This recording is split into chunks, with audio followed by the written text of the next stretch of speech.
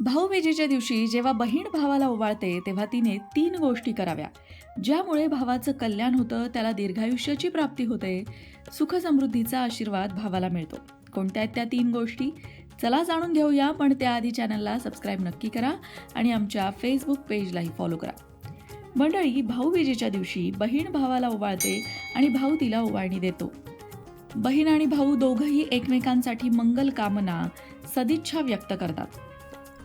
एकमेकांना दिले जाणारे शुभेच्छा आणि आशीर्वाद हे नक्कीच त्यांच्या पुढच्या प्रवासासाठी त्यांना मार्गदर्शक ठरतात. पण याच प्रक्रियेमध्ये आणखीन काही गोष्टी आहेत ज्या बहिणीने आवर्जून करायला हव्यात. कोणत्या आहेत त्या गोष्टी? त्यामध्ये पहिली गोष्ट म्हणजे औक्षण करताना बहिणीने भावाला अष्टगंधाचा टिळा लावावा. भाऊबीजेच्या दिवशी बहीण भावाला औक्षण करते आणि या औक्षण करण्याच्या प्रक्रियेमध्ये कपाळी त्याच्या टिळा लावला जातो. हा टिळा जर कुंकवाऐवजी तुम्ही अष्टगंधाचा लावला तर हे अधिक शुभ मानलं जातं. यामुळे भाऊ आणि बहीण दोघांच्याही आनंदात वाढ होते, भावाला दीर्घायुष्याची प्राप्ती होते. त्याचबरोबर आणखीन एक गोष्ट करायची आहे, ती म्हणजे भावाच्या हातावर सप्तरंगी धागा बांधायचा आहे. भाऊबीजेच्या दिवशी बहिणीने जर भावाच्या कपाळाला अष्टगंधाचा टिळा लावला, त्याचबरोबर त्याच्या मनगटावर सप्तरंगी धागा बांधला तर या गोष्टी शुभ मानल्या जातात. भाऊ आणि बहिणीचं नातं घट्ट होतं, दोघांच्या आयुष्यातल्या समस्या दूर होतात आणि आयुष्य आनंदी होतं.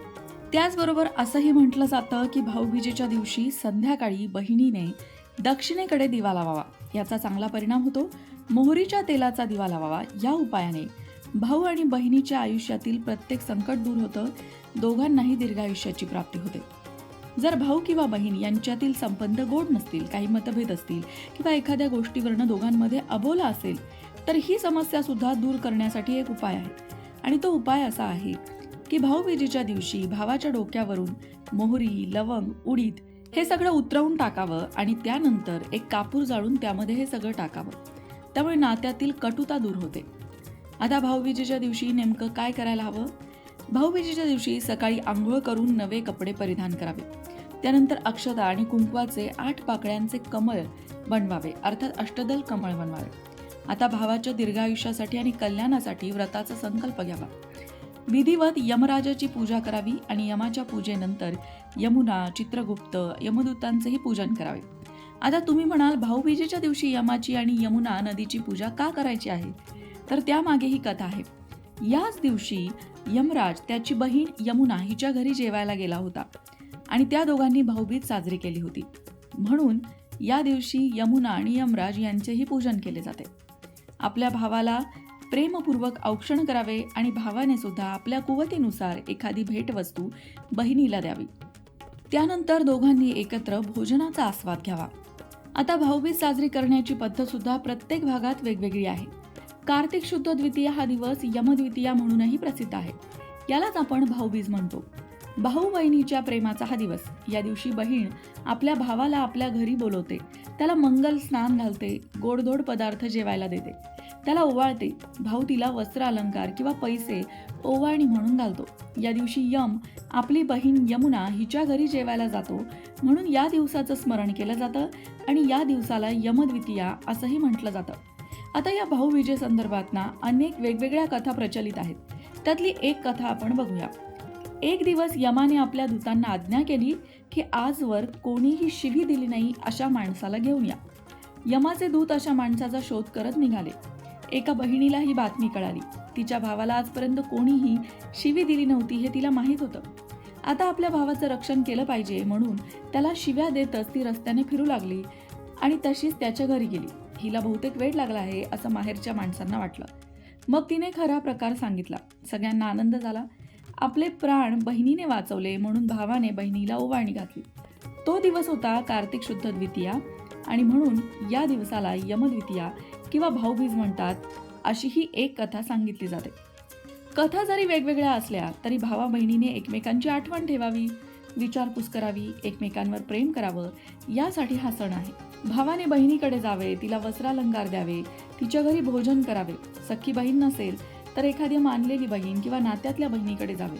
बहिणीला भाऊ नसेल तर तिने चंद्राला ओवाळावे. या दिवशी यमुनेत स्नान करणं पुण्यकारक मानलं जातं. या निमित्ताने यात्राही भरते. या दिवशी यमुनेबरोबर यमाचीही पूजा म्हणूनच केली जाते.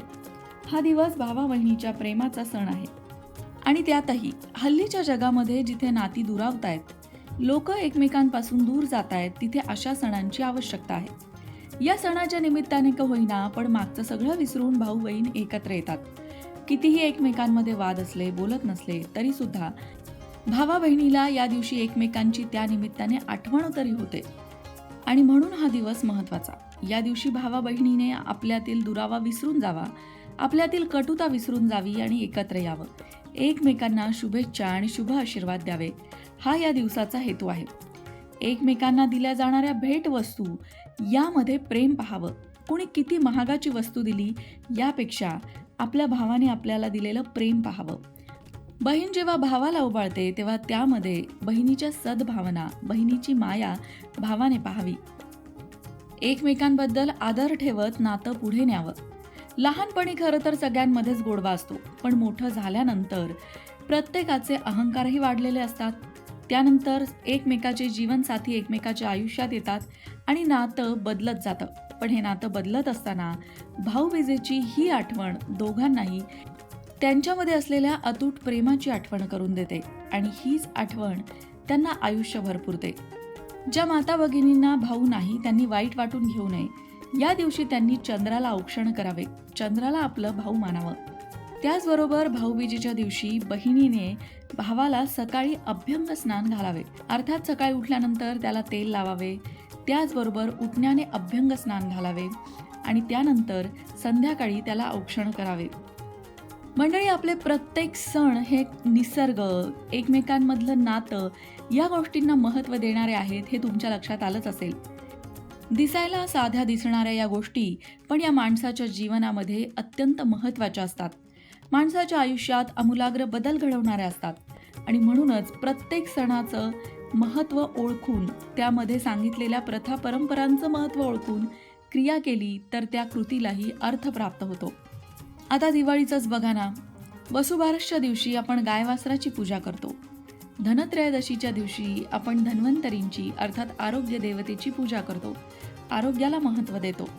लक्ष्मीपूजनही केलं जातं, अर्थात धन दौलत ऐश्वर्याची देवता माता लक्ष्मीचा आशीर्वाद मिळवण्याचा प्रयत्न करतो.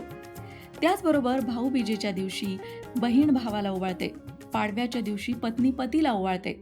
नातं, निसर्ग, आयुष्य, आरोग्य अशा सगळ्या गोष्टींचा विचार आपल्या सणवारांमध्ये केला जातो आणि म्हणून प्रत्येकाने प्रत्येक सण अर्थपूर्ण पद्धतीने साजरा करायला हवा. नक्कीच आपलं आयुष्य सकारात्मकतेने भरून जाईल.